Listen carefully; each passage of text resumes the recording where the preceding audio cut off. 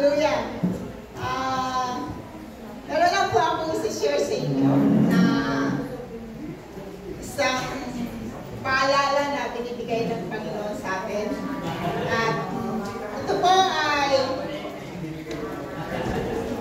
tingnan po natin sa Deuteronomy chapter 8 verse 18. Sabi po dito, remember the Lord your God who give you the power to get well. Isa pong paalala ito sa atin ng Panginoon na atin po siyang alalahanin sa atin pong mga tinatanggap ng mga biyaya at pagpapala na nagmumula sa ating Panginoon. Sa ibang salin po, ang sabi diyan, remember the Lord your God, for it is He who give you the ability to gain wealth. Ang Panginoon po ang siyang nagbibigay sa atin ng ability. Yes. Amen? To gain wealth. Upang kumita tayo ng pera, upang tayo ay patuloy na mapasaatin yung ating mga pangarap. Yes. Amen? Amen? It is God who give you the ability, the strength, the power to give you wealth, to get wealth. Amen. Amen. Kung minsan po nalilimutan ng mga tao na ang kayamanan na tinatangkilik nila ay hindi galing sa Diyos, kundi galing sa kanilang sariling pagsisikap. Mga kapatid, hindi po masama na tayo magsikap, subalit huwag natin kakalimutan na ang Diyos ang nagbibigay sa atin ng lakas, ng abilidad, ng wisdom, at lahat ng ito ay di natin makakamit kung wala ang Panginoon. Amen. Amen? So, marami mga tao na marami ng mga pagpapala sa kanyang buhay, kaya akala nila yung kayamanan, yun yung kanilang kasiguraduhan na okay na ang kanilang buhay.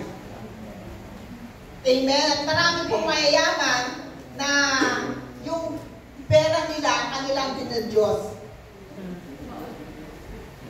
Genesis 1:28, nung tayo po ay likhain ng Diyos, ang sabi ng Panginoon, He blessed them and gave them the power to rule or to dominion in all creations on earth.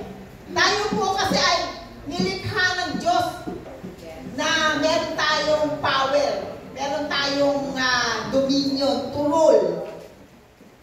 Kaya nga po, we have the ability to gain wealth. Binigyan tayo ng talino ng Diyos. Amen? Sapagkat tayo po ay nilikha ng Diyos ayon sa kanyang wangis. Kaya nga po ang mga tao ay napaka-smart and intelligent. Amen? Ang lahat ng tao ay mayroong mga angking mga abilidad, talento, at kakayahan upang kumita ng pera, upang sila ay maging famous. Ang mga tao po ay pinagpala ng Diyos, ang sabi po dyan sa Genesis 1:28. At sa panahon natin ngayon, ay makikita naman natin kung gaano kaunlad na at gaano nag-increase na ang ating technology. Amen? High-tech na ang ating mga gamit. Kahit sa mga gadgets lang makikita natin, napaka-high-tech. At even sa ating transportation, dahil po sa abilidad na binigay sa atin ng Diyos, hindi lang po sa land merong transportation, kundi underground. Diba? Meron na tayong transportation underground. At sa ibang bansa po, meron na rin po under the sea. Do you know that?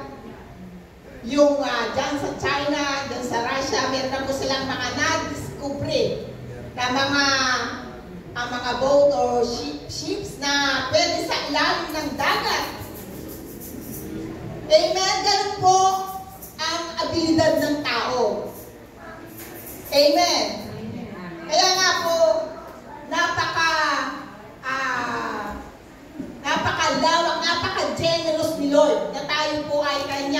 pagpapala. Subalit ang nais ng Panginoon, ang pagpapalang ito ay dapat alalahanin natin na sa Kanya nagmula. Amen? Amen. At alam niyo po ba na kahit gaano kaabilidad, ka-powerful at katalino ng isang tao, meron po siyang hindi kayang gawin. Meron isang bagay na hindi kayang gawin ng kahit sino mang tao. At ano po ba yung bagay na yon? The ability to save his own soul. Man cannot save themselves sa kanilang abilidad, sa kanilang karunungan. Hindi natin kayang iligtas ang ating kaluluwa. Hindi natin kayang, hindi natin alam ang daan patungo sa heaven. Kahit anong yaman, kahit anong talino ng isang tao. Bakit po? Sapagkat si Jesus lamang ang daan patungo sa Ama, patungo sa heaven. Only Jesus can do that. Maliban po na tayo ay manampalataya sa Panginoon, ay hindi po natin makakamit ang kaligtasan. Amen? Amen. That's why God gave His only Son. Our God is a giving God. Amen? Amen. John 3:16 says, "For God so loved the world that He gave His only begotten Son, that whoever believes in Him should not perish, but have eternal life." Ganyan po yung pag-ibig ng Diyos sa atin. Ganyan tayo minahal ng Diyos na ibinigay niya ang kaisa-isa niyang anak na pinakamamahal. Amen? Upang tayo ay maligtas. Magkaroon ng kaligtasan ang ating mga soul. And God is a giving God. Hindi lang po siya giver, kundi ang pagbibigay niya ay meron pong sacrifice. Amen? He sacrificed His Son to pay our sins on the cross. So mga kapatid, sabihin nyo nga po sa katabi nyo, Jesus paid your sins. Jesus paid your sins. Amen. Binayaran po ang ating mga kasalanan ng Panginoong Yesus. At alam niyo po ba na yung sacrifice na ginawa ng Panginoon, ng Diyos, ay meron pong magandang nangyari. Ang lahat po ng nanampalataya sa Panginoong Yesus ay nangaligtas. Amen? So tayo po, when we give sacrificially to the Lord, marami pong mga souls na nare-reach. At maraming mga souls na na-expand po yung kingdom ng God because of our giving. Sapagkat ang ating mga binibigay ay iba-iba pong kinakapuntahan yan. But only for the work of the Lord. Amen? Sa missions, sa church, tayo po nito ay hindi umupo ng libre. Bayad po yan. Amen?